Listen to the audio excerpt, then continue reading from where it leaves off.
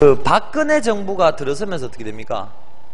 또 그 정부 행정 조직이 또 개편됐잖아요. 이름이 바뀐 거 알고 계시죠? 그래서 이제 요게 자 하나 적어 두십시오. 날짜까지 몰라도 되는데 요게 이제 법령 개정된 게 2013년 올해 3월 23일입니다. 자, 요게 지금 우리 부서가 뭘로 나와 있습니까? 부가 지식경제부 소속 기관이잖아요. 지식경제부가 이번에 뭘로 바뀌었다? 이게 좀 이름이 좀 길게 바뀌었습니다. 이렇게 미래창조과학부로 바뀌었거든요. 그래서 지금 우체국이 어디 소속이다? 미래창조과학부 소속이고, 장관은 요것만 그대로 바꾸시면 돼요. 지식경제부 장관이 아니고요, 미래창조과학부 장관이 되는 거예요. 그러니까 이게 요번에 개정이 됐죠. 그러니까 이 개정된 게 또 우리가 나올 만한 그런 부분이거든요. 그러니까 제가 지금 법령을 다 디비고 있어요. 지금 법령을 다 작업을 하고 있으니까 뭐 찾는 건 쉬워요. 개정된 것만 또 따로 이렇게 우리가 서치해서 보면 되는 거니까, 제가 이제 그 부분들은 제가 또 찾아서 특히 개정된 부분에 대해서는 또 우리가 좀 주의 깊게 봐야 되는 거니까 제가 그건 찾아드릴게요.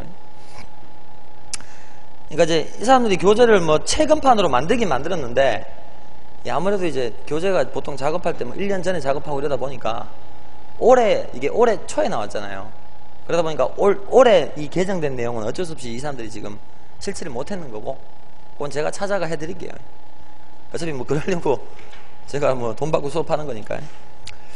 나머지 내용들은 제가 쭉 보니까 지금 뭐 제가 우체국 홈페이지하고 쭉 들어가서 확인을 해봤는데 내용이 뭐 잘못된 건 없고요. 일단 제가 또 검토하면서 잘못된 부분이 있으면 그러니까 개정된 부분이 있으면 제가 찾아가지고 적어드리고 그렇게 하겠습니다. 일단 뭐 요 출판사에다 전화를 해놨으니까 지들이 정오표를 만들어서 주겠죠. 저번 시간에 2장에 16조 우편, 기본 우편 업무 송달 기준까지 말씀을 드렸었죠. 요 송달 기준은 어떻게 보면 우체국의 가장 기본적인 업무니까요. 뭐 보시다시피 2010년 기출에도 어떻게 된다? 뭐 보통 우편물은 접수한 날의 다음 날부터 3일, 이길 오전 특급은 접수 이길 12시 이내, 당일 특급은 접수 당일 20시 이내. 요거는 이제 어떻게 보면 가장 기본적인 송달 업무니까 요 정도는 여러분들이 좀 암기를 해 놓으시는 게 좋겠죠. 안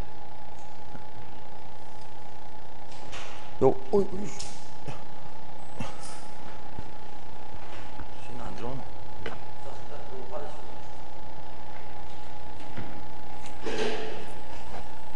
자, 다음에 이제 나온 게 뭡니까? 16쪽에 통상우편물의 개념 및 발송 요건이라 있습니다. 통상우편물, 말 그대로 뭡니까? 우리가 이거 앞에서 잠깐 얘기했던 겁니다. 그럼 잠깐만 둡시다. 잠깐만 습도를 좀 빼고.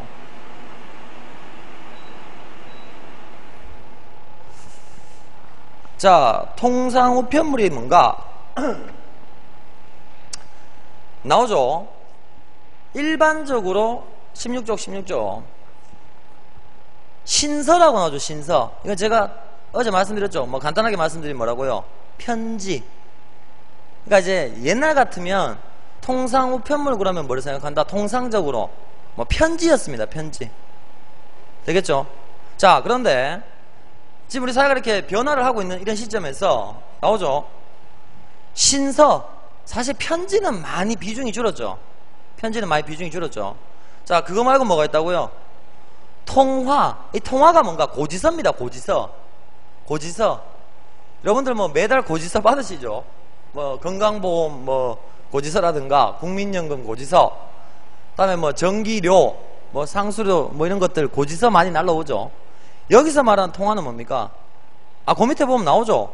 송금 통지서. 돈 내라는 그 통지서를 말하는 겁니다. 되겠죠? 다음 나오죠. 엽서. 근데 요즘에도 엽서 많이 안 쓰죠. 근데 아직도 엽서는 있고요. 엽서는 있고. 다음 뭐가 있습니까? 서적, 전기 간행물, 농산물 종자. 요즘 아주 좀 특별한 케이스죠. 농산물 종자. 씨야. 자, 종자 등의 주로 무슨 우편물?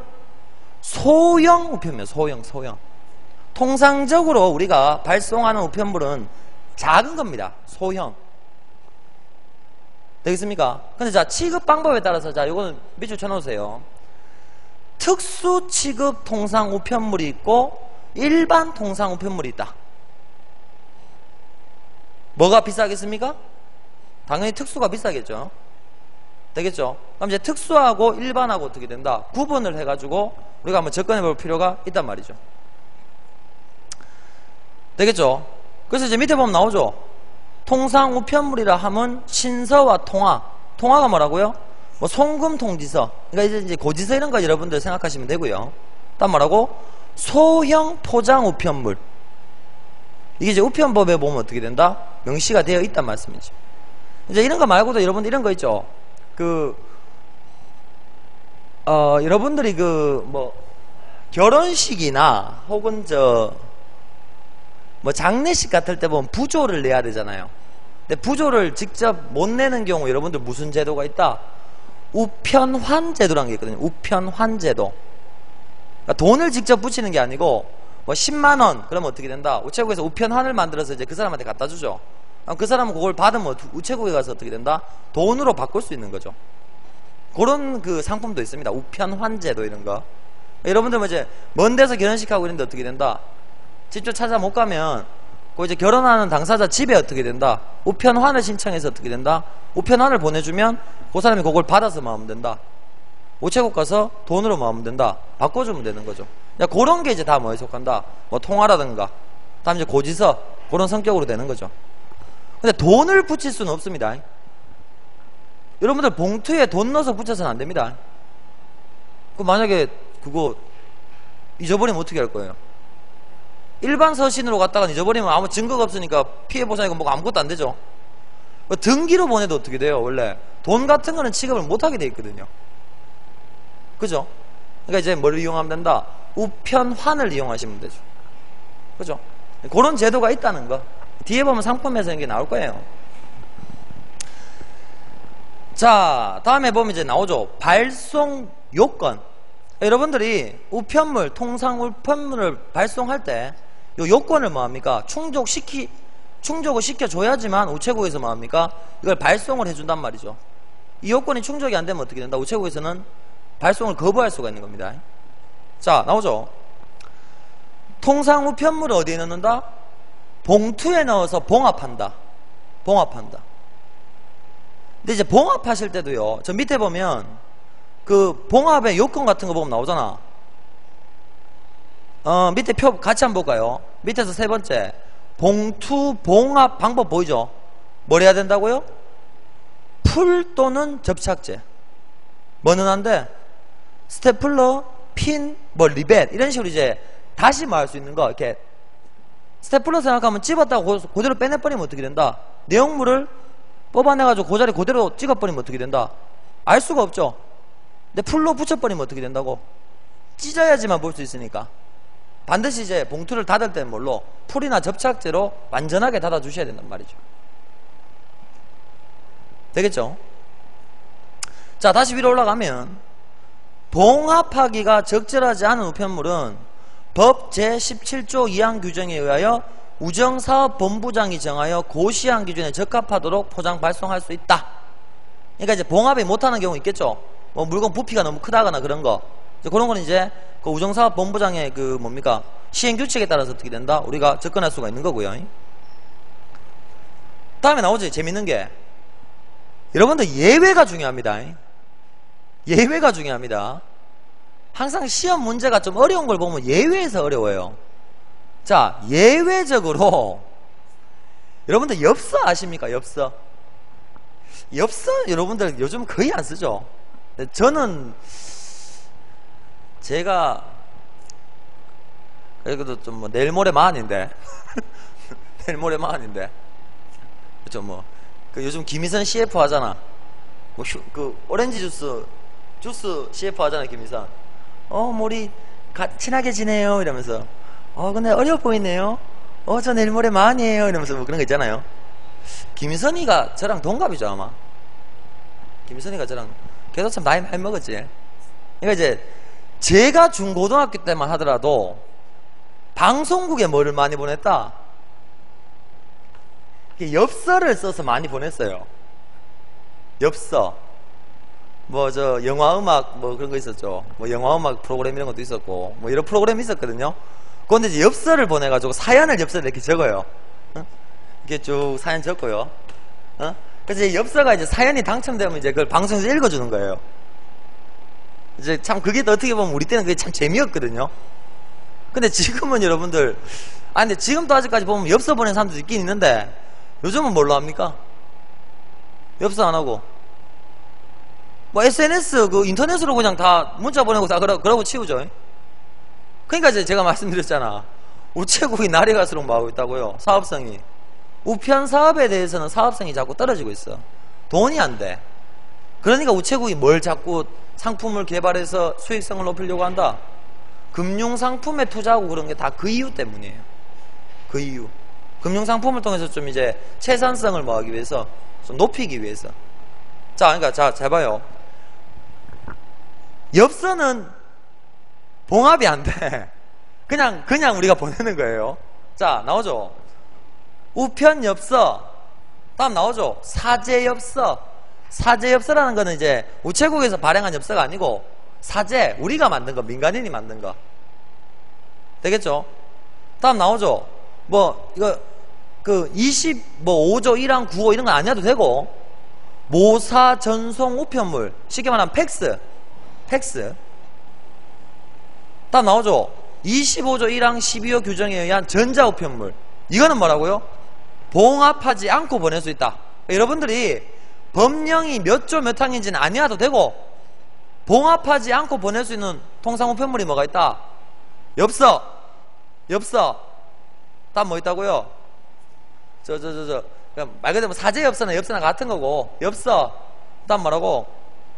팩스 우편물. 다음 뭐라고요? 뭐 전자우편물 이런 건 어떻게 돼? 봉합할 수가 없죠. 되겠죠? 그러니까 이런 거 예외적 규정을 어떻게 된다? 여러분들이 알아두시면 되는 거죠. 당연히 봉합해야 될 건 봉합해야 되는 거고, 나머지 얘들은 봉합할 수가 없는 거죠. 엽서를 봉합하면 그게 편지지 엽서가 아니잖아요. 그죠? 그렇게 생각하시면 되는 거예요. 되겠죠? 자, 다음에 나오죠? 우편물 정기 발송 계약을 맺은 정기 간행물. 이게 뭔가? 여러분들 잡지 이런 거 정기 구독하시죠? 정기 구독 아시죠? 근데 요즘은 정기 구독도요, 원래는 이게 예전에는 우체국에서 다 정기 구독을 담당했거든요. 근데 요즘엔 정기 구독 같은 경우도 이제 택배에서 정기 구독 하는 케이스도 있긴 있어요. 근데 아직까지도 정기 구독 같은 경우는 그 정기 구독 이렇게 잡지 날라올 때 보면 어떻게 날라온다? 종이에 정기 구독 간행물이라고 어떻게 됩니까? 우체국 도장이 딱 찍혀 있어요. 그런 건 이제 뭐 하는 거야? 우체국에서 뭐 합니까? 담당을 하고 있단 말이죠. 정기 구독 생각하시면 됩니다. 정기 구독. 자, 정기 구독 간행물은 뭐 한다고? 띠종이 등으로 묶어서 발송할 수 있다. 이거 봉합을 해도 되고요. 요거는 특별히 봉합을 안 하고 묶어서도 보낼 수 있단 말이죠. 왜냐면 부피가 크니까. 봉합이 불가능한 경우 묶어서도 보낼 수 있다고요. 되겠죠? 다음에 나오죠? 여러분들이 우편물을 보낼 때는 이걸 적어줘야 돼. 나오지? 발송인 및 수취인의 주소. 이거 보내줘야 돼. 근데 이제 여러분들 우리가 보면 수취인은 적지만 발송일을 안 적는 경우도 있어요. 근데 이건 우체통에 넣는 경우는 가능해요. 그냥 웬만하면 보내줘요. 근데 발송일을 왜 적어야 된다? 발송일을 안 적으면 혹시나 수취인 불명이 되면 어떻게 돼? 반송을 해줘야 되잖아. 반송을 하기 위해서 뭐가 필요해? 발송인 주소도 있어야 되는 거죠. 그래서 편지봉투 보면 수취인, 발송인 다 적는 란이 따로 있죠. 되겠죠? 그러니까 여러분들 뭐 등기우편이라든가 이런 거 어떻게 된다? 이거 보낼 때는 발송인, 수취인 다 안 적어주면 어떻게 돼요? 취급을 안 하는 거죠. 되겠죠? 근데 혹시나 뭐 어릴 적 그런 기억 있나 모르겠는데 연애편지 이런 거 보낼 때, 짝사랑하는 사람한테 연애편지 보낼 때 뭐 발송인 그럴 때 어떻게 됩니까? 짝사랑이니까 자기 이름 쓰면 안 되잖아요. 천사 이래 쓰고요. 밑에 해가지고 여러분들은 뭐 그런 경험 잘 없죠? 뭐 그냥 다 이메일 뭐 보내고 뭐 이렇게 문자 찍으면 되니까. 저 때만 하더라도 그런 게 좀 있었습니다. 제가 편지를 상당히 많이 받았죠. 그래가지고 죄송합니다. 자, 다음에 나오잖아요. 우편물의 종류를 나타내는 표시. 다음에 당연히 주소랑 성명, 우편번호를 적어주셔야 되죠. 특히 우편번호 중요합니다. 우편번호. 이거를 안 적어주면 어떻게 돼요? 절차가 되게 복잡해져요. 송달을 해주긴 해주는데 우체국 입장에서 어떻게 됩니까? 되게 귀찮아져. 우편번호 갖고 다 구분을 해가지고 보내는데 우편번호가 없으면 어떻게 된다고? 우체국 입장에서 일하는 게 힘들어져요. 그래서 우편번호는 여러분들 찾아가지고 잘 적어주셔야 되는 거예요. 우편번호.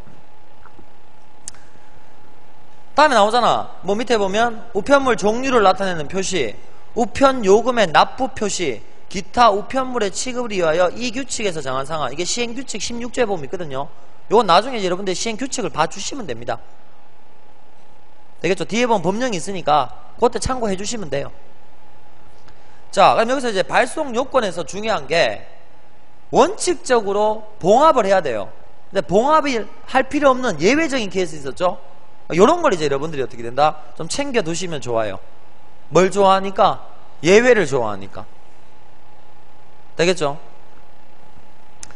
자, 그래서 나오잖아. 밑에 봉합 우편물의 구격 요건. 봉투에 넣어 봉합하여 발송하는 우편물의 구격 요건 나오죠? 자, 뭐 여러분들 당연히 이거 뭐다 외울 필요는 없겠죠? 크기도 중요합니다. 만약 이 크기를 어기게 되면 어떻게 된다고요? 규격 위반을 했기 때문에 어떻게 된다고? 별도의 요금이 징수될 수 있어요. 요금을 더 내란 말이죠. 되겠죠? 이것까지는 여러분들 안 내오셔도 됩니다. 일단은 놔두시고요. 다음 무게 같은 경우도 어떻게 된다고? 최소 3.27에서 최대 50g. 이걸 넘으면 소위 말하는 소포로 가야 된단 말이죠. 되겠죠? 다음 봉투 색상도 정해져 있습니다. 흰색 또는 밝은색. 왜냐, 너무 이렇게 색깔이 짙고 이러면 잘 눈에 안 띌 수가 있잖아요. 그래서 이제 밝은색, 흰색이나 밝은색. 그래서 여러분들 시중에 파는 봉투 보면 다 뭡니까? 요 규격을 맞춰서 어떻게 된다? 밝은색으로 만들어져 있죠. 되겠죠? 다음에 나오죠. 봉투 지질, 종이의 질, 재질. 아이고, 이거 되게 어려운, 평량의 개념인데, 이게 제곱미터에 70g, 이게 종이를 가로, 세로 1m, 1m 하면 제곱미터잖아요? 그 무게가 얼마가 돼야 된다고? 70g. 여기 여러분들 보통 사용하는 A4 용지가 이 정도입니다. 요거 이상 돼야 됩니다. 되겠죠? 다음 불투명도도 얼마? 75% 이상. 이게 뭘 뜻한다? 너무 환하면 어떻게 돼요? 안에 내용물이 보이면 또 곤란하겠죠. 그래서 여러분들 편지 봉투 보면 어떻게 된다? 대부분 흰색으로 만들어가지고 잘 눈에 내용물이 잘 안 보이게 편지 봉투가 만들어지죠. 그거 얘기하는 거고요. 다음에 나오잖아요. 우편 번호를 뭐 한다고? 정확하게 기재합니다. 되겠습니까? 나오죠. 수치인 우편 번호 상하 좌우에 4mm 이상의 여백을 둘 것. 다음 창문 봉투의 경우 우편 번호가 창문 안에 다 보여요. 창문 봉투 여러분들 그 청첩장 이런 거 보내는 봉투 이런 거 있잖아요. 이렇게. 그게 우리가 뭐 창문 봉투, 창문 봉투가 이건가? 근데 찾아봤는데 그거지 싶은데. 근데 여러분들 뭐 이것까지는 됐습니다. 그냥 우편 번호는 정확하게 기재해야 된다. 이렇게 말아두시면 되고요. 다음에 우표도 뭐합니까? 이거 중요하죠. 우표도 정해진 위치에 붙여줘야 돼요. 왜? 이게 요즘에는 우표 그 이제 소인 찍는 거 있죠. 여러분들 편지 받으면 여기 저 우표에다 뭐가 찍혀져 있습니까? 도장이 찍혀져 있죠. 근데 그게 어떻게 돼요? 요즘은 사람 손으로 찍는 것도 있지만 기계로 찍는 것도 있거든요. 제자리에 안 붙이면 어떻게 돼요? 도장이 안 찍힐 수 있겠지. 그럼 이제 우리 입장에서 땡큐잖아. 왜 우표에다 도장을 찍겠습니까? 우체국에서. 그래 우표를 재사용을 못 하잖아요. 안 찍히면 우리 뭐 하면 되니? 뜯어서 다시 쓰면 되지. 근데 그게 안 되기 위해서 딱 정해진 위치에다 뭐 합니까? 우표를 붙여줘야 되는 거죠. 근데 웬만하면 정해진 위치에 안 붙여도 알아서 다 찍어서 보내줍니다. 서로 귀찮을 거 없잖아. 그래서 우표 붙이는 곳 있죠? 우표 붙이는 곳. 거기다 우표 붙여주시면 되고. 그 다음에 봉합은 아까 전에 말씀드렸죠? 스태플러 찍으면 안 됩니다. 되겠죠? 다음 나오잖아. 표면 및 내용물, 편편하고 균일, 튀어나오면 안 돼. 튀어나오면 안 돼. 왜? 훼손이 될 수 있잖아. 되겠죠?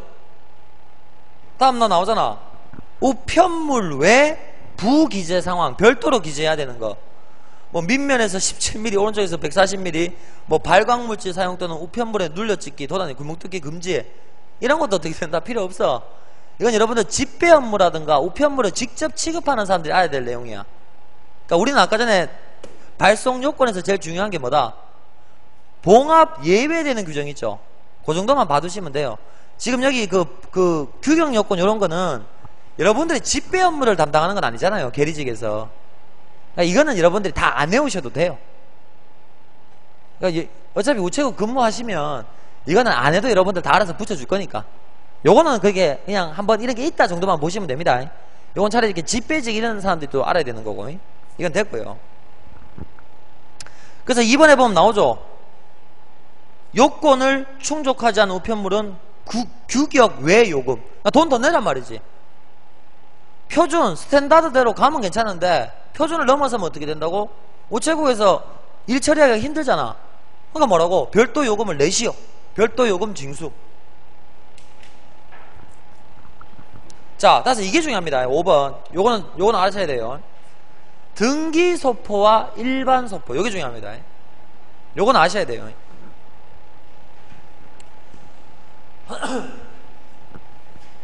일단 딱 봐도 어느 게 더 좋은 거예요? 어느 게 비싼 거예요? 등기가 비싸죠. 원래 비싼 게 좋은 겁니다, 여러분들. 자, 등기 소포와 보통 소포의 차이가 뭔가? 나오죠. 등기 소포는 뭐 한다고요? 접수 배달까지 전 송달 과정을 기록 취급한다. 그러니까 이거는 중간에 뭐라고요? 손망실의 가능성이 적겠죠. 혹시나 손망실이 되더라도 뭐 한다 우리가? 피해 보상을 확실하게 받을 수 있겠죠. 다음 영수증까지 있죠. 근데 보통 소포는 뭐야? 기록 취급을 하지 않죠. 대신에 소포 붙였다는 뭐만 받아? 영수증만 받죠. 되겠죠? 다음 나오죠. 요금 납부는 어떻게 된다? 뭐 우편으로도 납부할 수 있고 현금 신용카드 결제. 근데 보통 소포는 뭐 한다고? 현금 신용카드로 결제하든지 아니면 뭐야? 달아보고 얼마 그러면 얼마치 우표 사서 붙여도 돼. 등기는 우표 못 붙여요. 등기 소포는 우표 못 붙여요. 근데 보통 소포는 뭐 할 수 있다고?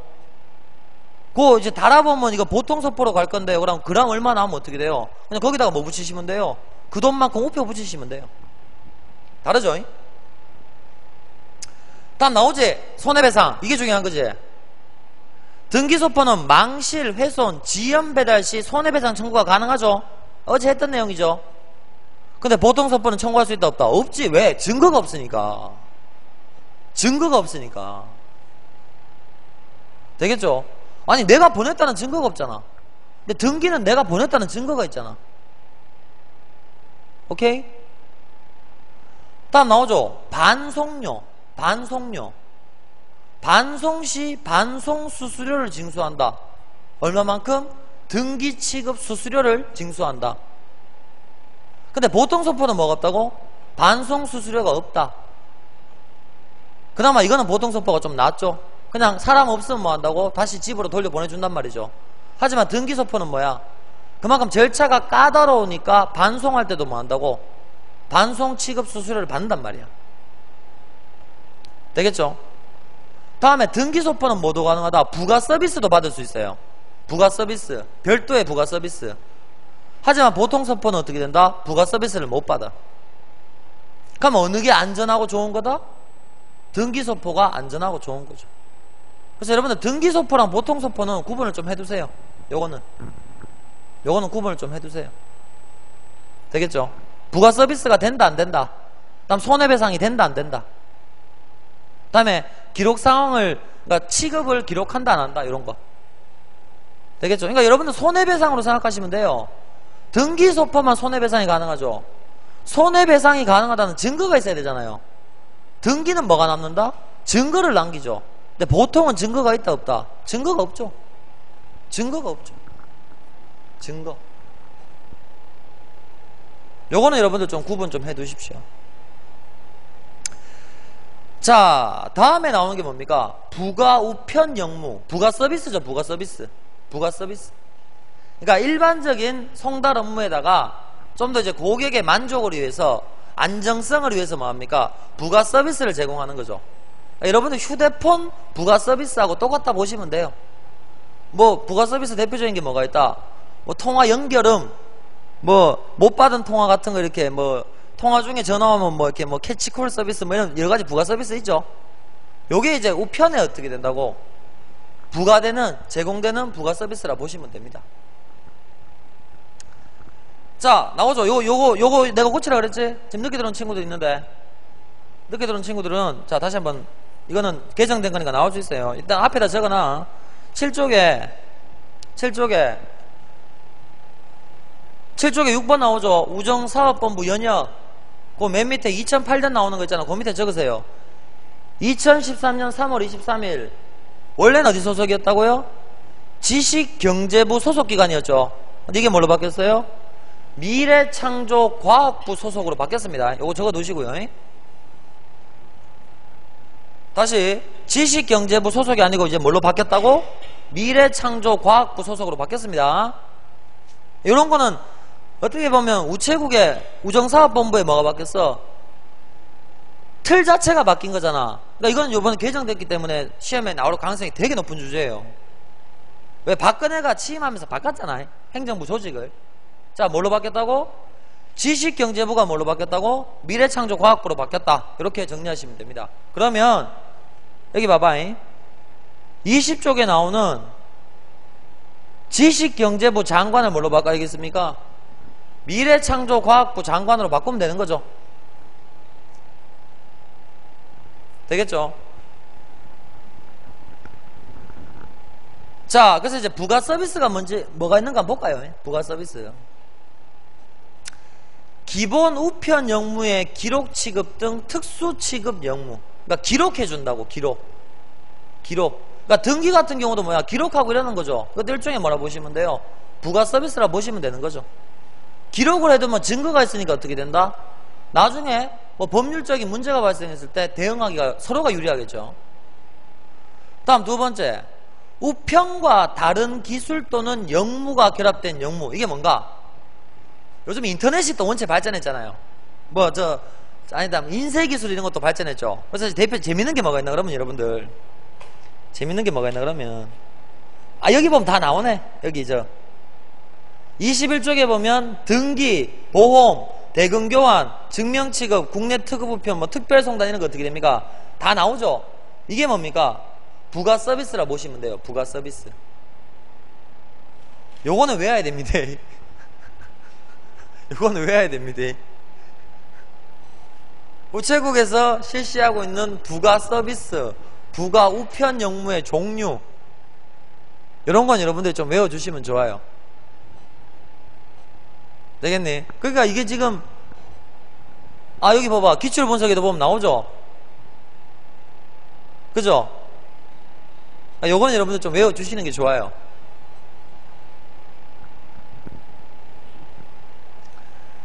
되겠습니까? 자, 다음 세 번째 보면 뭐라?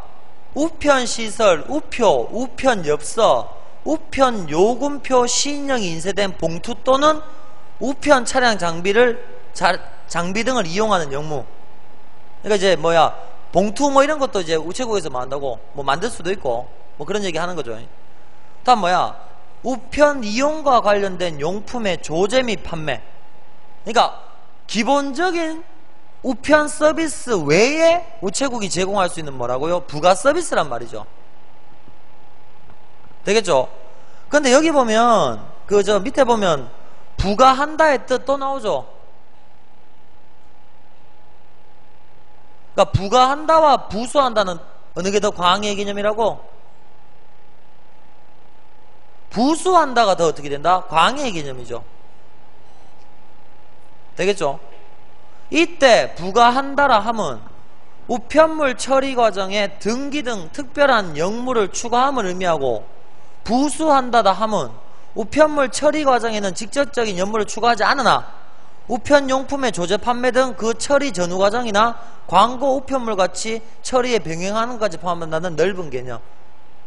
이거 이제 둘 다 포함하는 개념이죠. 둘 다 포함하는 개념. 그러니까 부가 서비스라 보시면 돼요. 부가 서비스. 부가한다는 건 어디? 말 그대로 우편물에 직접적으로 관련되는 게 부가한다는 뜻이고요. 부수한다는 거는 우편물에 직접적인 관련이 없더라도 부수적인 의무를 담당한다. 부수적인 의무. 그래서 좀 더 이제 많은 걸 담당하는 게 부수한다의 의미죠. 부가한다는 어디에만 부가하는 거? 우편물에만 부가한다. 부수한다는 뭐 한다는 거? 우편물 이외의 다른 업무까지 부수적으로 행사한다. 활동한다. 좀 더 이제 소위 말하는 오지랖이 넓은 게 뭡니까? 부수한다의 개념이죠. 되겠죠? 자, 그래서 이거는 아직까지 여기 보시면 이거는 아직까지 완전히 안 배웠는데, 자, 이건 다 하고 합시다.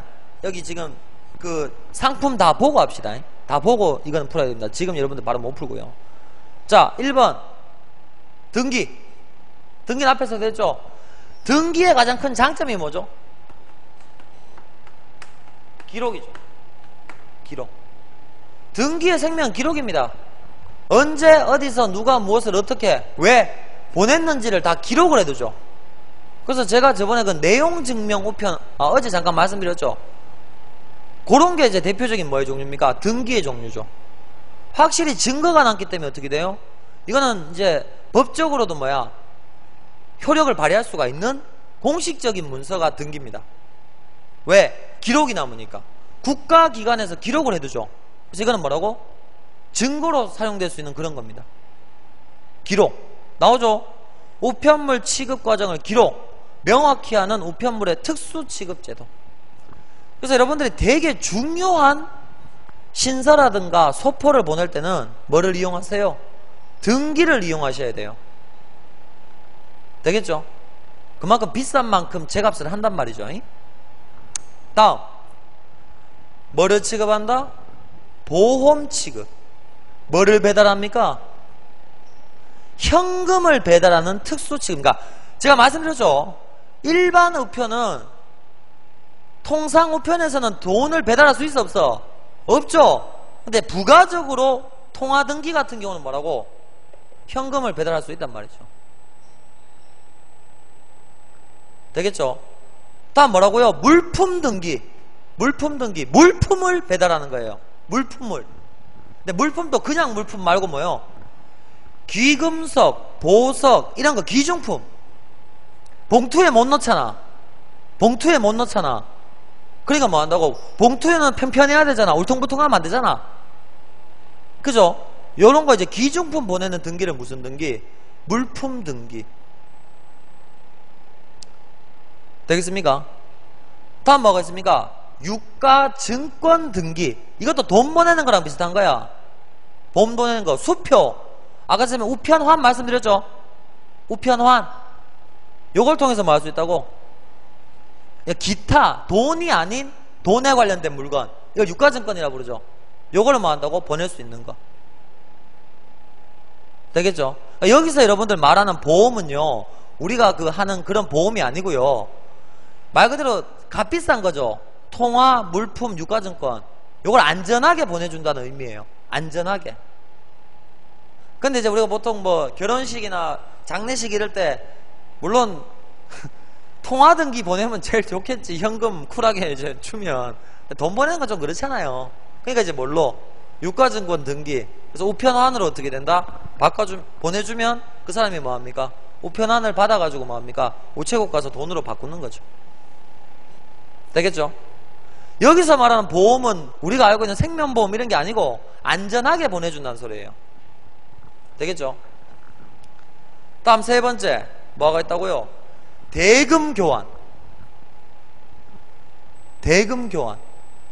자, 이건 등기가 전제입니다. 등기 취급을 전제로 현금 추심. 현금 추심이 뭐야? 돈을 받아주는 거죠.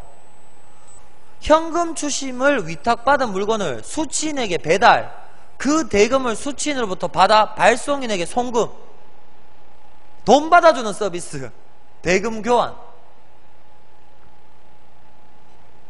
쉽게 말하면 우체국에서 뭐합니까? 물건 받아가지고 요거 저 사람한테 보내고 돈 받아서 저한테 주세요. 여러분 이런 건 처음 들어보셨죠? 뭐 등기라든가 보험 취급 같은 거는 다 들어보셨을 텐데 이런 거 대금 교환 이런 건 처음 들어보셨죠? 근데 요즘 이런 거 거의 안 하죠. 할 필요가 없죠. 그죠? 이런 것도 있다는 거예요. 부가 서비스, 부가 우편 서비스. 다음에 제가 말씀드렸던 거 나오죠. 증명 취급. 뭐라고? 내용 증명. 역시 이것도 뭐를 다 등기 취급이 전제입니다. 여러분들 제가 등기가 생명이 뭐라 그랬습니까? 기록이 생명이죠. 기록이 생명이죠. 이런 것들은 다 뭐가 되어 있어야지만 효력을 발휘할 수 있어? 기록이 되어 있어야지만 효력을 발휘한단 말이야. 법적으로. 뭐가 생명이라고? 기록이 생명이야. 기록. 자, 나오죠? 내용 증명. 등기가 전제되고요. 등기가 전제입니다. 우체국 창구 또는 정보통신망을 통하여 나오죠? 발송인이 수취인에게 어떤 내용의 문서를 언제 발송하였다는 사실을 우체국이 증명하는 특수취급제도. 요게 3년인가 그걸 보관하게 돼 있는데 그게 여기도 나오나? 내용 증명은 3년 동안 보관하게 돼 있는데 아니? 왜 이것도 그거는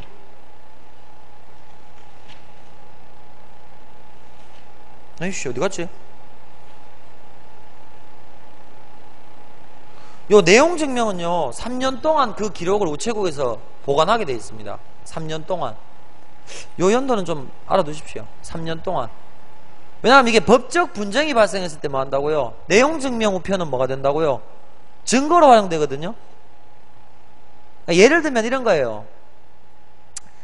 제가 누구한테 돈을 빌려줬는데 제가 이제 뭐 쌤이 가백이 뭐 있다?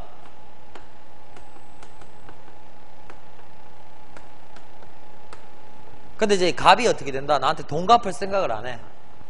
뭐 전화도 하고 찾아도 갔는데 뭐 이자도 안 주고 원금도 줄 생각을 안 해. 그럼 또 우리가 뭘로 가야 돼? 이건 형사가 아니고 민사죠. 개인 간의 금전거래니까. 그래서 이제 법적 대응을 가야 된단 말이죠. 그래서 이제 법원에 그 민사재판, 소장을 넣어서 이제 그 재판을 통해서 돈을 받아야겠죠. 근데 사실 재판하면 어떻게 돼요? 좀 번거롭잖아요. 그래서 이제 어떻게 한다고? 먼저 내가 이제 이 사람한테 편지를 쓰는 거야. 뭐라고? 당신이 언제까지 나한테 돈을 갚지 않으면 내가 뭐 하겠다? 법적으로 대응하겠다. 그거 이렇게 내용을 쓰는 거예요. 그래가지고 이제 우체국에 그냥 편지를 보내면 안 돼요. 왜? 기록이 안 되니까. 등기를 전제로 해서 뭐 한다고요? 내용 증명 우편을 띄우면 우체국이 그 내용을 어떻게 돼요? 내가 그 사람한테 무슨 내용의 등기를 보냈다는 것을 다 기록을 해놔요. 그게 내용 증명 우편이에요. 그러면 그거를 받는 사람은 어떻게 돼요? 이 사람 내가 돈 안 갚으면 법적으로 해결했나 그러네? 그럼 얘가 좀 어떻게 돼요? 기존에는 배째라 하던 사람이 어떻게 되노? 좀 더 이제 자극을 받아서 움직이겠죠. 그거를 이제 우리가 유도할 수 있는 제도가 내용 증명 우편 제도예요. 그래서 이 내용 증명 우편은 나중에 법적 분쟁이 발생했을 때는 뭐라고요? 증거로도 활용될 수 있습니다. 되겠습니까? 이게 내용 증명이고요. 다음에 나오죠. 접수 시각 증명. 내가 언제 접수했는가? 시간이 중요한 경우도 있죠. 시간이 중요한 경우. 그러니까 여러분들 이제 대학교 원서 같은 거 접수할 때 보면요. 요즘은 뭐 다 인터넷으로 접수하는데 예전에는 뭐 이런 거 있죠. 뭐 몇 월 며칠까지 보낸 건 유효하다 뭐 이런 게 있었거든요. 그러니까 그 시간을 완벽하게 하기 위해서 어떻게 됩니까? 내가 언제 보냈다는 걸 증명해 주는 거죠. 되겠죠? 시각. 이건 시각을 기록하는 거. 접수 시각. 다음 나오죠? 뭐라고요? 배달 증명. 내가 뭐 했다고? 우편물의 배달 일자 및 수취인을 우체국에서 뭐 한다고? 증명해서 우리한테 보내주는 거. 내가 편지, 신서라든가 소포를 이 사람한테 언제 뭐 했다? 배달했다는 걸 딱 증명해 주는 거. 그래서 요즘에 여러분들 등기 받으면 반드시 뭐 합니까? 사인하죠. 근데 아니 사인하는 거는 이거는 아닌데 우체국에서도 사인을 왜 받아 놓겠습니까? 자기들도 기록을 남겨야 되는 거죠. 근데 여러분들 일반 우편물 사인합니까? 그냥 집 우편함에다 꽂고 치우죠. 그게 등기의 차이라니까요. 등기는 뭐가 생명이다? 기록이 생명이에요. 등기는 딱 여러분들 머릿속에 기록을 집어넣으시면 돼요. 그래서 등기야. 등기의 뜻이 뭐야? 기록한다, 등재한다야. 기록한다는 게 등기라 보시면 돼요. 오케이? 그래서 여러분들 여기서부터 뭐죠? 등기 취급부터 증명 취급은 1번부터 4번까지는 다 뭐가 전제된 거예요? 등기가 전제된 제도예요. 등기를 바탕으로 해서 움직이는 부가 서비스예요. 부가 우편 서비스, 부가 우편 영무예요. 되겠죠? 자, 다음 나오죠? 국내 특급 우편, 익스프레스입니다. 빨리 가는 겁니다. 제가 어제 이거 헷갈렸었죠. 당일하고 이기라고 있었죠. 당일은 말 그대로 언제 간다? 당일 가는 겁니다. 당일. 근데 주로 대도시 위주로 움직입니다. 대도시. 다 되는 건 아니고요. 대도시 중심으로. 언제? 8시까지 보내줍니다. 8시 아셔야 됩니다. 8시. 이거는 만약 8시에 도착 안 하면 뭐 한다고요? 손해배상 받을 수 있다고 어제 봤었죠? 되겠죠? 왜? 아니 내가 그렇게 돈 더 내고 특별하게 부가 서비스 이용하는데 얘들이 내 돈 더 냈는데도 그걸 뭘 못 해주면 서비스를 제대로 제공 못 해주면 당연히 내가 뭘 받아야 돼? 손해배상을 받아야 되는 거지. 근데 요즘에 여러분들 이거 말고 뭐 합니까? 퀵 서비스. 근데 여러분들 퀵 서비스는 불안하지 않습니까? 국가기관이 아니죠. 공인된 게 아니죠. 내 물건 야가 갑자기 받고 팀은 어떻게 해요? 근데 우체국은 그런 걱정은 안 해도 되는 거죠. 우체국은 그런 걱정은 안 해도 되는 거죠. 그러니까 진짜 중요한 물건은 뭘로 보내셔야 돼요? 당일 특급으로 보내셔야 되는 거죠. 아니면 지가 가든가. 그죠? 퀵은 저는 저도 가끔 이렇게 교재 같은 거 받을 때 퀵을 한 번씩 이용을 하는데 출판사라든가 이렇게 서점에서 책 보내줄 때 제가 이제 바쁠 때는 못 가니까 이제 퀵으로 받는데 사실 책이 안 되면 다시 하면 되는 거잖아. 근데 이런 거 있죠. 인감 도장 이런 거. 갑자기 무슨 인감 도장을 챙겨갔어야 되는데 갑자기 인감 도장을 안 챙겨갔다. 다시 집에 가기는 왔다 갔다 시간이 너무 오래 걸린다. 그럼 이제 어떻게 합니까? 근데 그때는 퀵 서비스밖에 안 되겠네. 왜? 8시까지 온다 같으면 8시 오면 계약 다 끝났을 거 아니야. 그러니까 그때는 뭐를 해야 된다? 퀵을 해야겠네. 근데 여러분들 정말 중요한 이런 문서는요, 뭘로 간다? 당일 특급으로 보내시는 게 맞죠. 왜? 국가기관에서 증명하는 거니까. 오케이? 자, 다음에 나오죠. 이길 오전 특급. 요거는 다음날. 접수 이길이라는 거는 오늘 접수하면 내일 오전 특급이죠. 오전이 몇 시까지야? 12시까지죠. 되겠죠? 오케이? 다음에 나오죠. 이길 특급. 뭐 한다고? 마감 시간 이내에 접수한 우편물을 가장 빠른 운수편에서 배달국까지 도달하는 배달국에서 가장 빠른 데서 접수 이길 다음 날까지 무조건 뭐 해주겠다? 보내주겠다. 당일은 말 그대로 그날 해주겠다. 이 길은 뭐 한다고? 그 다음 날까지 보내주겠다. 근데 이 길 오전 특급은 뭐 한다고요? 오전까지 보내주겠다. 이 길 특급은 뭐라고? 오전까지는 아니고 무조건 그 다음 날까지 보내주겠다. 되겠죠? 자, 다음에 뭐가 있다? 특별 송달 있죠. 특별 송달. 특별하게 뭐 한다고요? 보내주는 거. 되겠습니까? 자, 봐봐. 넘어가봐. 특별 송달.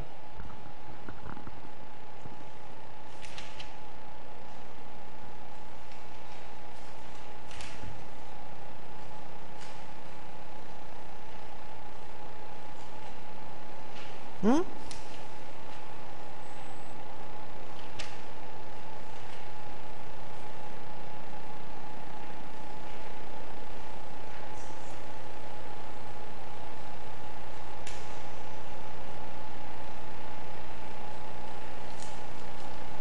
잠깐만요. 이게 지금 이게 뭘로 나올 수 있나 그러면 뒤에 잠깐 이게 문제는 일단 좀 놔두시고. 특별송달이 뭐라고? 역시 이것도 뭐라고? 이게 앞에서 했던 뭐랑 비슷하니? 그거 배달 증명하고 어떻게 됩니까? 비슷한 제도예요. 배달 증명하고 나오죠? 뭐를 전제로? 역시 등기를 전제로 민사소송법 176조 규정에 의한 방법, 송달하는 우편물로서 배달 우체국에서 배달 결과를 발송인에게 통지하는 특수취급제도. 뭐랑 성격이 유사하다? 앞에서 봤던 배달 증명제도는 어떻게 된다? 비슷하죠. 되겠죠? 이게 뭐라고요? 특별송달. 근데 여러분들 이거는 뭐라고요? 특급이 아닙니다. 얘는 어떻게 돼요? 빨리 가는 건 아니에요. 빨리 가는 건 아니에요. 빨리 가는 건 아니고. 역시 이것도 이제 앞에서 얘기했던 뭐랑 비슷하다고요? 이거 배달 증명하고 어떻게 된다? 비슷한. 되겠죠? 자, 다음에 22쪽 7번에 뭐가 있다? 민원 우편. 민원이 뭡니까? 우리가 국가에다가 우리의 불편한 상황을 알리는 게 민원이죠. 자, 나오죠? 우정사업본부장이 정하여 교시하는 민원 서류 발급을 위하여 역시 뭐를 전제로? 등기 취급을 전제로 우편 또는 정보통신망을 통하여 발급 신청에 필요한 서류와 발급 수수료를 송부, 그에 따라 발급된 민원 서류와 발급 수수료 장액 등을 우정사업본부장이 발행하는 민원 봉투편에 넣어 송달하는 특수취급제도. 그러니까 여러분들 이런 거 있잖아. 요즘에는 주민등록 등본이라든가 이런 거는 인터넷으로 사이버 민원센터 들어가면 바로바로 뭐 할 수 있다. 인터넷으로 출력할 수 있죠. 근데 그게 안 되는 서류가 있죠. 민원 서류. 그런 걸 이제 뭐 한다고? 우체국에서 뭐 해준다? 대행해서 발급해가지고 우리한테 보내주는 거. 되겠죠? 이게 뭐다? 민원 우편. 다음에 나오죠? 우편 뭐 배달. 이거 산타크로스입니다. 우편 뭐 배달? 자루 배달. 자루. 역시 이것도 뭐라고요? 등기 취급. 동일인이 동시에 동일 수취인에게 발송하는 통상 우편물을 우편 자루에 넣은 상태로 접수, 그 우편 자루를 수취인에게 배달하는 특수 취급. 그러니까 이게 양이 많을 때겠습니까? 적을 때겠습니까? 많을 때. 그러니까 이런 게 이제 제가 말씀했던 그거죠. 엽서 이런 거. 방송국에 엽서가 엄청나게 많이 가잖아요. 그 이제 자루에 넣어가지고 그냥 갖다 주는 거죠. 산타크로스 생각하시면 산타크로스. 자루채 배달. 이 대량의 우편물을 취급하는 거죠. 대량의 우편물. 자, 다음에 나오죠. 모사 전송 우편. 모사가 뭡니까? 모방하는 거죠. 그러니까 이거는 직접적으로 뭐가 왔다 갔다 하는 게 아니야. 서류가 왔다 갔다 하는 게 아니고, 쉽게 말하면 인터넷으로 뭐 합니까? 우체국에서 대신 발급해 주는 거야. 왜? 우체국은 국가기관이죠. 그만큼 신뢰도를 확보할 수 있으니까. 이런 건 이제 뭐야? 법적으로 효력을 발휘한단 말이죠. 직접 우편물 편지가 왔다 갔다 하는 게 아니고요. 인터넷망, 전자통신망을 통해서 왔다 갔다 하는 거. 나오죠? 접수 우체국에서 신서, 서류, 도화 등의 통신물을 접수받아 전자적 수단으로 수취인의 모사 전송기에 전송, 배달 우체국에 전송, 배달 우체국은 접수 시의 원용으로 이를 재생시켜 수취인에게 배달한다. 그러니까 복사해주는 거라 생각하시면 되죠. 아니면 팩스로 보내주는 거라 생각하시면 되죠. 직접적으로 가는 게 아니고, 직접적으로 편지가 가는 게 아니고 편지를 복사해서 보내주는 거. 근데 이거를 어디서 취급하니까 믿을 수 있어요? 복사한 거지만, 모사한 거지만 우체국에서 하니까 믿을 수 있단 말이죠. 다음 10번은 쉽죠. 부가 서비스 뭡니까? 우체국 쇼핑. 우체국 쇼핑 아시죠? 이포스트 go.kr인가 뭐 그거에 보면 이제 여러분들 여러가지 뭐 특산물이나 이런 거 살 수 있는 거 있죠? 우체국 쇼핑 되겠습니까? 우편 취급, 우편 주문 판매, 역시 이것들 뭘 전제로? 등기. 우체국 창구나 정보통신망 인터넷을 통해서 뭐 한다고? 특산품, 생산자에게 주문, 생산자는 뭐 한다고? 우편을 통해서 뭐 한다고? 주문자에게 직접 공급한다. 우체국 쇼핑 들어보셨죠? 이용을 안 하시죠? 거의. 왜? 홈쇼핑에서 사면 더 싼데 물건도 더 좋고. 다음에 뭐 하는 거? 광고 우편. 광고 우편. 자, 우정사업본부장이 조제한 우표류 및 우편. 여러분들 우표에도 보면 요즘 뽀로로 우표 이런 거 혹시 아십니까? 광고의 성격을 가진 우표가 나오거든요. 이게 좀 이따가 여러분들 이거 보시면 이거 아실 건데, 제가 좀 이따가 프로젝트 갖고 한번 띄울까 싶은데, 뭐가 있나 그러면, 이거 뭐 있죠? 이거. 나만의 우표, 이런 거. 내 사진 넣어가지고 우표 만들 수 있는 게 있거든요. 내 사진 넣어가지고 뭐 이렇게 우표 만들 수 있는 게 있어요. 나만의 우표, 이런 거. 그런 거라 보시면 돼요. 그러니까 이제, 우편 서비스, 우편 업무를 통해서 광고적 성격의 그런 걸 실을 수 있는 거. 이게 뭐라고요? 광고 우편. 그러니까 우표 같은 데도 이제 뭐 뽀로로 기념 우표 이런 거 만들어가지고, 그게 이제 그 우체국에서 만들어준 게 아니고, 뽀로로 그 회사 측에서 뭐 하는 겁니까? 뽀로로를 광고하기 위해서 그렇게 캐릭터 넣어서 우표 만드는 거죠. 다음 뭐 우편 차량 또는 우편 시설 등의 개인 단체로부터 의뢰받아 광고를 게재하거나 광고물을 부착한다. 여러분들 버스 광고 보이죠? 버스 광고. 버스 옆에다가 이렇게 뭐 붙이고 다니죠? 우체국 차에 이제 뭐 붙이고 다닐 수 있는 거. 되겠죠? 이게 뭐라? 광고 우편. 다음 뭡니까? 전자 우편. 뭐 그린 우편. 인터넷으로 뭐 합니까? 뭐 통신문 등 이런 거 뭐야? 발송인이 의뢰한 형태로 출력 봉합해서 수취인에게 전달한다. 선생님 그냥 이메일 보내면 되지요. 근데 이제 이것도 뭐야? 어떻게 보면 그런 신뢰성 이런 것 때문에 어떻게 된다? 이런 서비스를 이용하게 되는 거죠. 우체국은 국가기관이니까 믿을 수가 있죠. 다음에 뭐가 있습니까? 우편물 방문 접수. 방문. 내가 직접 우체국 가는 게 아니고 우체부 집배원 아저씨가 와서 어떻게 된다고? 받아가는 거, 찾아가는 서비스. 당연히 돈은 더 줘야 되죠. 되겠죠? 다음에 이거 아까 전에 우리 앞에서도 했었죠. 토요일에 뭐 한다고? 일간신문을 배달한다. 되겠죠? 다음 뭐라?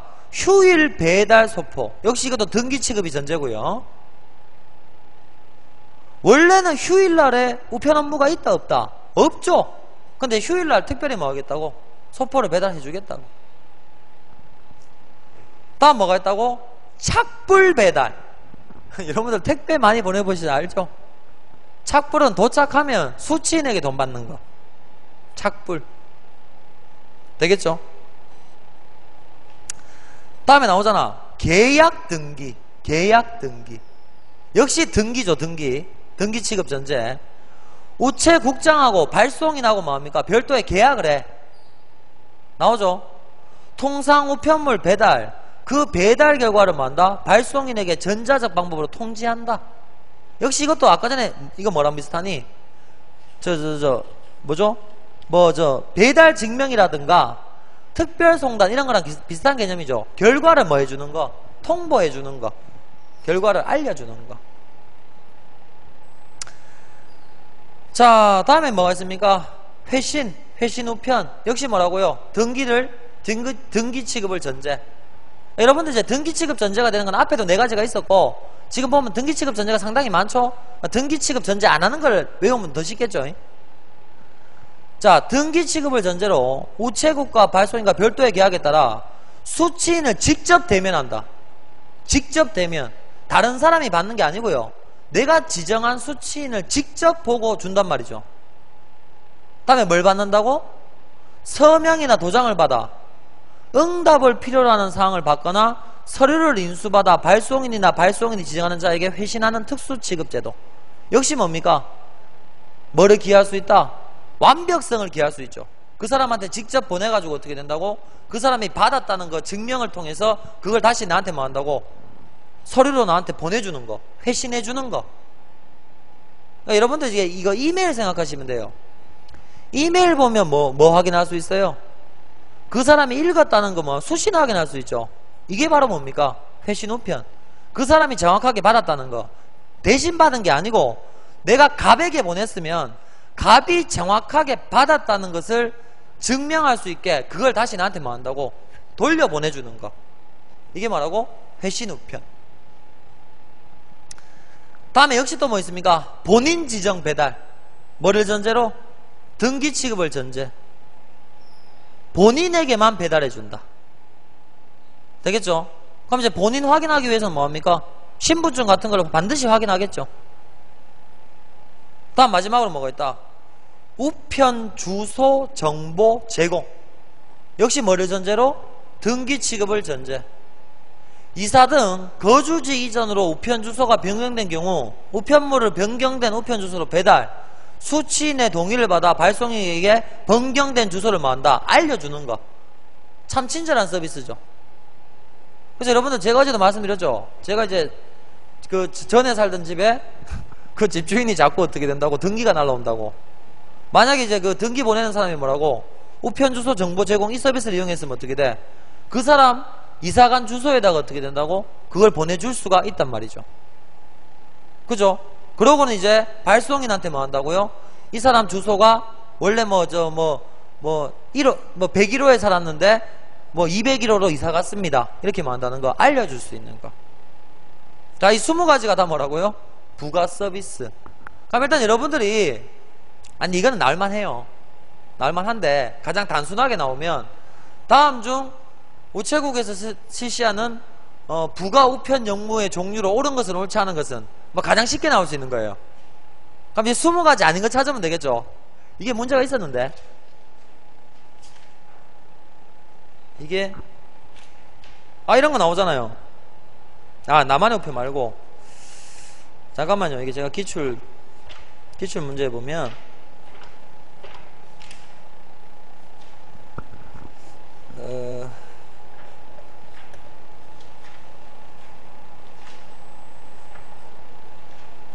여기 431조 가장 최근 기출이죠. 2번 국내 우편 서비스 431쪽에 2번 국내 우편 서비스 부가 우편 영무 종류에 해당하지 않는 것은 가장 쉽게 나왔죠. 우편 자료 배달 산타크로스 생각하라 그랬지.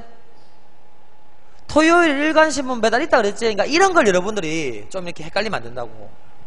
왠지 일간신문 배달 안 할 것 같죠? 한단 말이야. 다음에 본인 지정 배달 있다고 말씀드렸죠. 꽃 배달 아닙니다. 그러니까 여러분들 잠깐 여러분들이 어느 정도 배우고 난 뒤에는 이제 다 아실 건데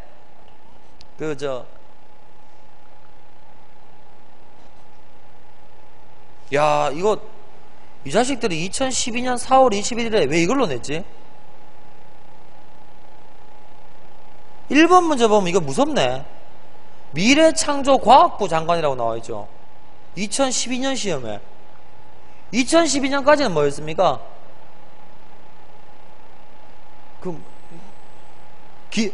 잠깐만, 전에 뭐였습니까? 미래창조과학부 장관 말고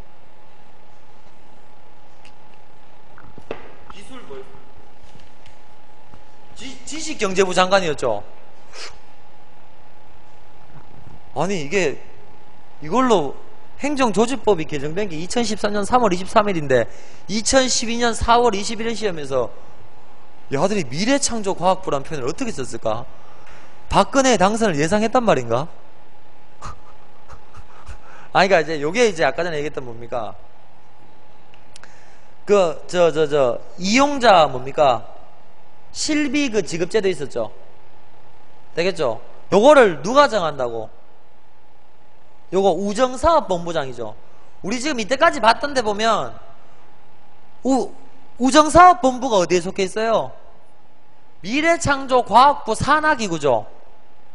그래서 일단 미래창조과학부 장관이 어떻게 된다?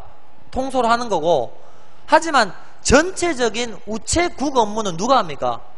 우정사업 본부장이라는 표현만 우리가 배웠죠. 지금 여러분들 우체국장, 지방우정청장 이런 표현 썼습니까? 안 썼습니까? 한 번도 안 썼죠. 답은 몇 번이야? 우정사업 본부장이 실비 지급제도 이런 걸 다 뭐 한다고 결정을 한단 말이죠. 되겠죠? 그러니까 여러분들이 사실 이거를 다 외우지는 못해요. 그러면 선지에서 답 찍을 때는 어떤 표현을 찾으면 돼? 친숙한 표현이죠.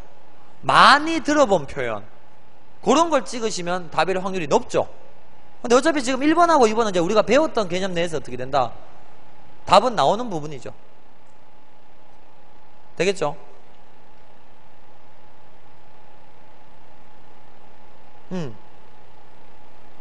다음에 여러분들, 자, 이게 지금 5번 보세요. 5번.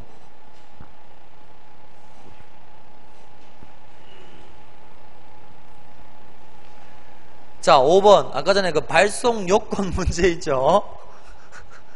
근데 자, 여러분들, 아니, 이거는, 자, 제가 하라는 대로 하세요. 제가 하라는 대로.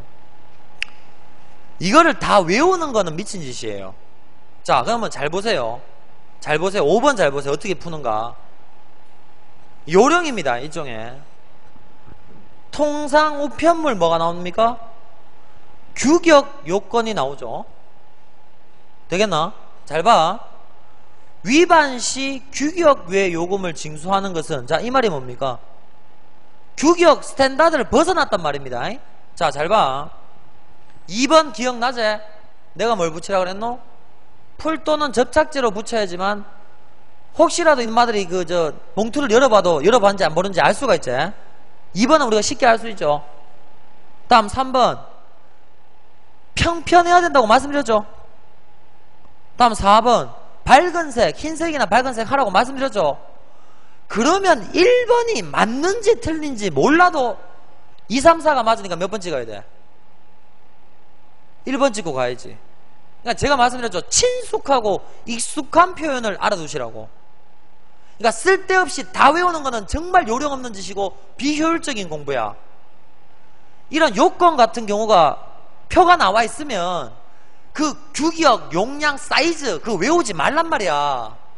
다른 걸로, 아니 사람이 뭐 징수하는 것은 그러면 2, 3, 4는 규격이잖아. 표준 지켰잖아. 그럼 징수하겠니 안 하겠니? 안 하겠지? 그럼 1번은 뭔지 몰라도 틀렸잖아. 그래, 이렇게 풀으라고 문제를.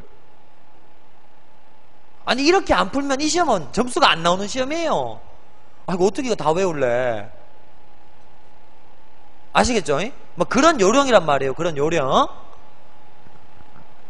아 저는 아까 전에 봉투 뭐 몇 미리 사이즈 우편번호 그거는 아니라고. 그러니까 이제 출제자들도 그걸 안단 말이야. 그렇게 가혹하게는 안 낸다고. 그래도 한 번씩 한 두세 번 정도만 우편 업무에 관련된 내용을 숙지하는 학생들은 2, 3, 4가 맞다는 걸 알겠죠. 그러니까 이 정도만 알면 계리 직원으로서 자격이 있다고 보고 1번 택도 없으니까 답 찍어준단 말이야. 그걸 어떻게 다 외우니? 요령 아시겠죠? 아니 근데 얘들아 시험은 요령이야. 시험은 요령이야. 여러분들 어차피 우체국 가시면요 이거 누가 외우고 있습니까? 매뉴얼에 보면 다 나와 있죠. 책자 있죠. 책자 보고 찾아주면 되지. 이거 말고 외우니? 그러니까 시험은 요령이라고. 이 학생이 얼마나 계리직 시험으로 해서 우체국에 대해서 우정사업에 대해서 공부를 했는가 그걸 물어보는 거지. 디테일하게 몇 미리 몇 그램 그거 접근 안 시킨다니까 얘들아. 외우지 마 그런 거는. 자, 뭐 이런 식으로 이제 출제가 될 수 있단 말이죠. 자, 그러니까 여러분들 아까 내가 부가 우편 영무 20개 딱 하니까 사실 뭐 혹시 이렇게 한숨이 나오는데 문제가 쉽게 나오면 이런 식으로 나올 거예요. 다음 좀 부가 우편 영무의 종류를 물어보는 문제가 있을 거고, 아니면 문제가 좀 어렵게 나오면 어떻게 나오겠습니까? 20개 중에서 아까 얘기했던 등기 취급이 전제가 되는가 안 되는가, 그죠? 그럼 대부분 등기 취급을 전제로 하죠. 안 되는 것만 외우시면 되죠. 다음에 또 나올 수 있는 게 이런 거죠. 여기 어디 갔노? 몇 쪽이고? 자, 우체국 곧 배달.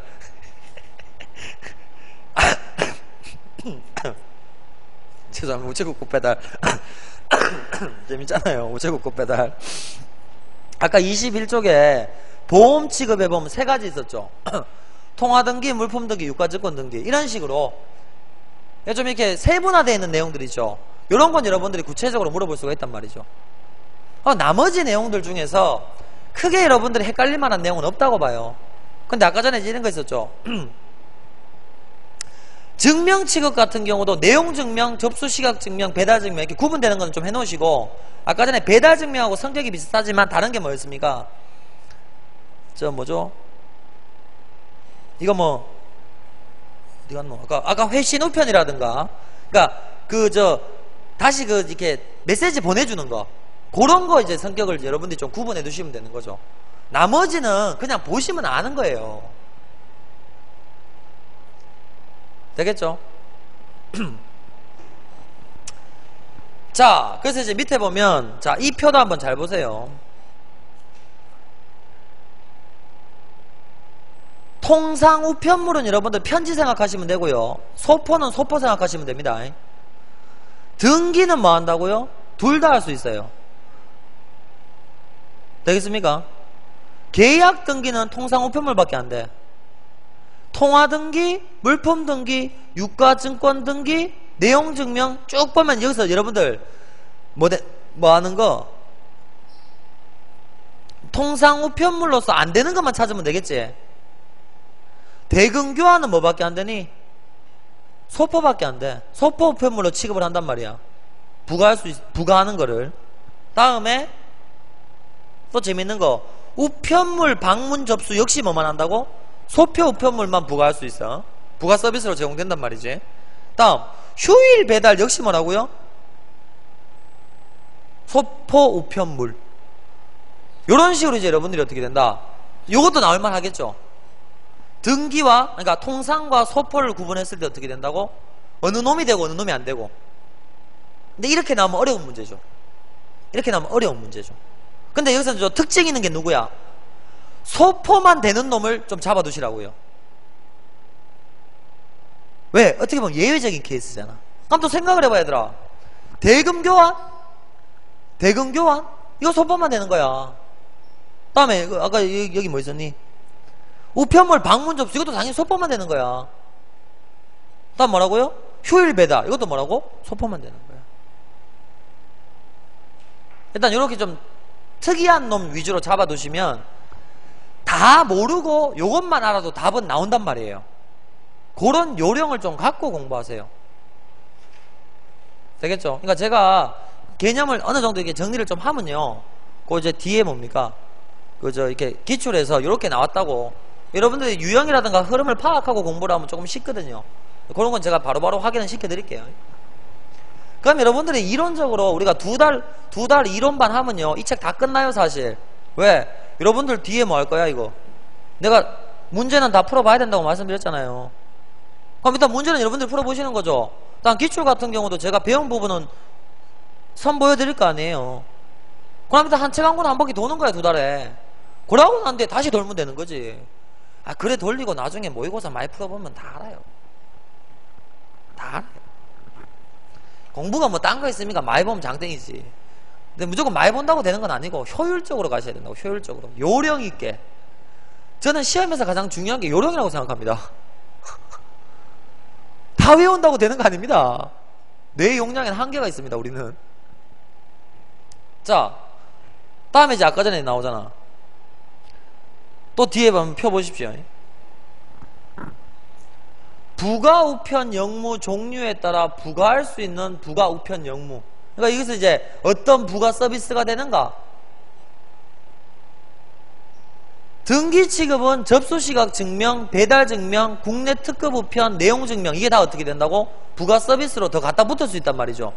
그 부가 서비스에 또 다른 부가 서비스가 달라붙는단 말이죠. 계약 등기 같은 경우는 뭐라고? 당연히 등기가 부과될 수 있고, 배달 증명, 국내 특급 우편, 착불 배달, 회신 우편, 본인 지정 배달, 우편 주소 정보 제공. 그러니까 여러분은 차로 생각하시면 돼요. 차에. 옵션을 더 집어넣을 수 있는 거. 옵션. 이 옵션 넣는데 다시 이 옵션 갖다 붙이는 거. 옵션을 많이 갖다 붙일수록 뭐가 높아지겠습니까? 금액이 높아지겠죠. 하지만 보내는 사람이나 받는 사람 입장에서 뭐가 그만큼 안정성이 확보되겠죠. 되겠죠? 야, 근데 제가 봤을 때 이거는 오버입니다. 이 이제 교재를 쓴 출판사 입장에서는 벗어나서는 안 되잖아. 우리 교재에서 다 나왔습니다를 해줘야 되잖아. 그래서 이거 다 해놨는데 이건 오버입니다. 이것까지는 됐고요. 이쪽에 뭡니까? 아까 23쪽하고 24쪽에 나오는 표 있죠? 일단 이거는 놔두시고요. 부가 우편 영무 종류하고 그 이제 좀 특별한 놈들이 있었죠. 등기 취급이 전제되는 놈, 대부분 전제되니까 안 되는 놈 정리하시고, 단 나머지 뭐 한다고요? 그 이렇게 좀 구분해 놨는 거 있었죠. 보험 취급이라든가 국내 뭐 증명 취급, 국내 특급 우편 이렇게 좀 이렇게 나눠지는 거, 그런 상품만 좀 정리해 두십시오. 여기 나오는 표 이거까지는 진짜 오버입니다. 이건 오버입니다. 이거 하지 마세요. 이건 하지 마세요.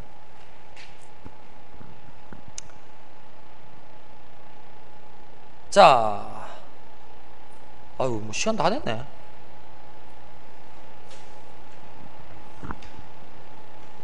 어이구야, 오늘 이거 챕터 2가 끝나야 되는데. 아, 조금 남았네.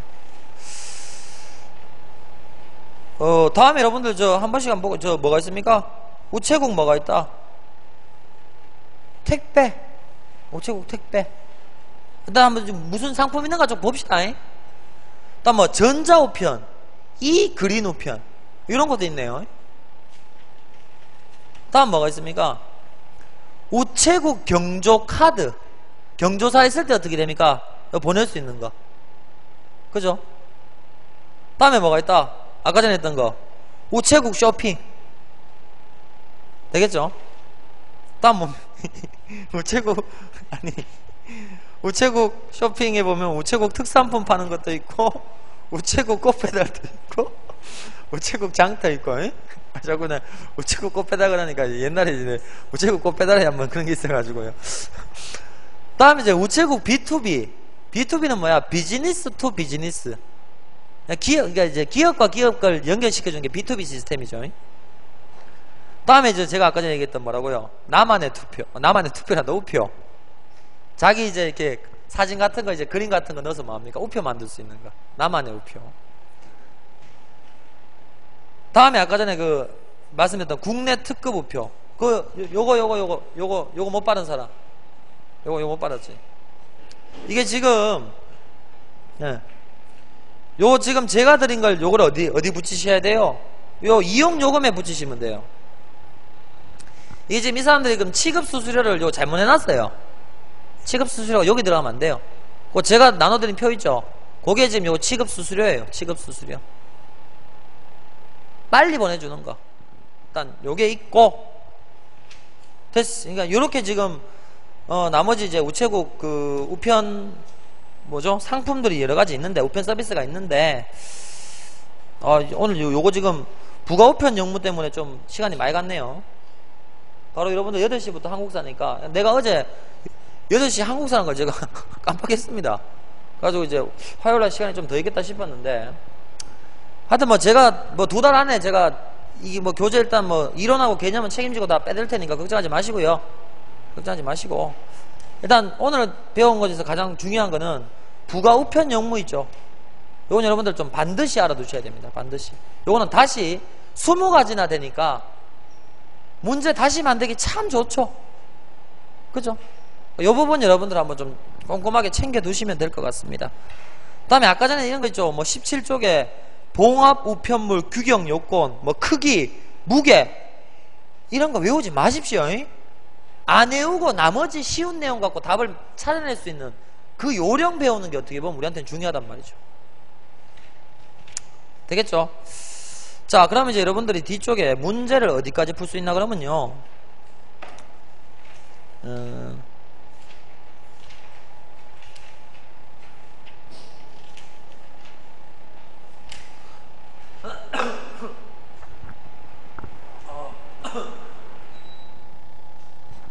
문제를 어디까지 풀 수 있는가?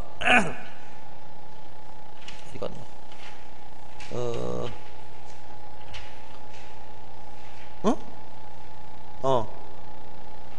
67번까지 풀 수 있죠. 몇 개 없네 지금. 지금 오늘 주로 제일 중요했던 게 부가 우편하고 그거였으니까 몇 개가 없죠. 67번까지 여러분들 다 풀 수 있어요. 67번까지. 다음에 뭐 우체국 택배하고 이런 거는 우리가 뭐 뒤에서 다시 배우면 되는 거고. 67번까지는 여러분들이 연필을 한번 쭉 풀어가지고요. 다시 한번 복습하는 취지로 어떻게 된다. 정리를 한번 뭐 해주시면 되겠습니다. 되겠죠? 그러니까 지금 여기도 보면 우리가 그 우편 사무에 관련된 내용은요. 어차피 그 챕터로는 4장밖에 안 돼요. 5장은 관련 법령이니까. 그죠? 그다음 뭐 4장까지만 해두면 기본적인 우편 사무는 여러분들이 정리가 다 됐다고 보시면 되는 겁니다. 그래서 다음 주까지 제가 가능하면 4장까지 어떻게 된다. 우편 상식에 관련된 부분은 한번 정리를 한번 다 하도록 할게요.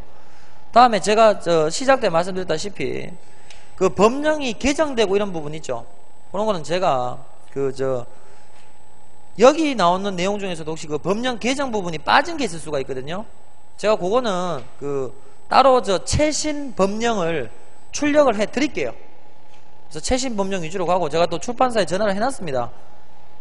너희들 빨리 이거 뭐 정오표 좀 이렇게 보내라고 해놨으니까 그 정오표 받으면 정오표를 제공을 해드리고 제가 이제 그 법령에 관련된 부분은 가장 최근 자료를 또 드릴 테니까 그걸로 이제 여러분들 공부를 하시면 되겠습니다. 되겠죠? 여러분들 우편 사무는 좀 사실 좀 우편 상식 쪽은 좀 지루하고 재미가 없습니다. 상대적으로 금융상품부 하면 그래도 좀 재밌어요. 왜냐하면 우리가 금융 지식을 배울 수 있는 부분이거든요. 나중에 여러분들 어떻게 보면 우체국 가시면 이거 잘 팔아야 여러분들 승진할 때도 좋고 그렇거든요. 왜냐 얘기했잖아. 왜 우체국에서 금융상품을 담당하는가? 왜 예금과 은행 예금과 보험을 왜 하는가? 우체국이 적자가 커지니까. 여러분들 앞에서 우리 신서 독점권 배웠죠? 우체국이 뭐를 독점할 수 있다? 신서를 독점할 수 있다. 그 권리를 왜 줬겠습니까? 그거라도 독점해야지 먹고 산단 말이죠. 신서 독점권을 줬음에도 불구하고 우체국이 갈수록 뭐합니까? 채산성, 적자폭이 커지고 있지. 그걸 메꾸기 위해서 뭐 한다고요? 금융, 예금과 보험에도 진출한 거죠. 그러니까 이거 잘 팔아야 여러분들 뭐합니까? 아마 계리직 대셔가 우체국 발령 나면 은근히 압력 들어올걸요. 몇 건 팔으라고. 다 그래요. 근데 어디든 다 그래요. 연락하셔서 한 건 팔아드릴 테니까 싼 거 연금 이런 거 하나 드려드릴게요. 연금 하나 드릴 테니까 연락하시면 뭐 연금 드는 거야. 나를 위한 투자니까. 금융 쪽은 여러분들이 우편 상식보다는 조금 쉽게 재밌게 가실 건데 우편 상식에 관련된 거, 우편 업무에 관련된 내용은 어차피 정부에서 정해놓은 틀대로 움직이는 거기 때문에 조금 지루하고 재미가 없습니다.